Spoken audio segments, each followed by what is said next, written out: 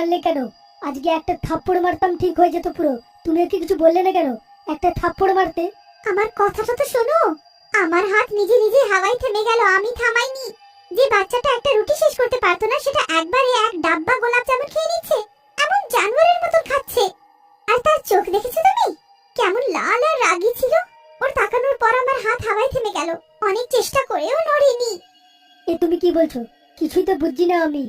দেখো দেখো, আমাদের বাচ্চার কিছু একটা হয়েছে। আর ও কাল থেকেই এইরকম করছে। আজকেও স্কুলে যায়নি, সারাদিন একটা জায়গায় বসে নড়ছিল। আমার সন্দেহ আছে এই সব এই গোলাপ জামুনের কারণেই আছে। কালকে আবার আমি দোকানদারের কাছে যাব, দুটো চড় মারবো না, বাপ বাপ করে বলবে পান্তুয়ার মধ্যে কি মিশিয়েছে।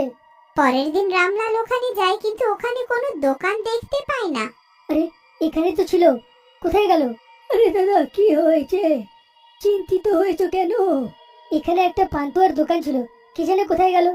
আপনি ওই দোকানের ব্যাপারে এরকম জিজ্ঞেস করছেন কেন? কি হয়েছে? জবের থেকে আমার ছেলে ওর দোকানের পান্তুয়া খেয়েছে, পাগলের মতন করছে পুরো। হে ভগবান, কি পাপ হয়ে গেছে রে! আর কেউ ওই পান্তুয়া খায়নি তো? না, শুধু ওই খেয়েছে,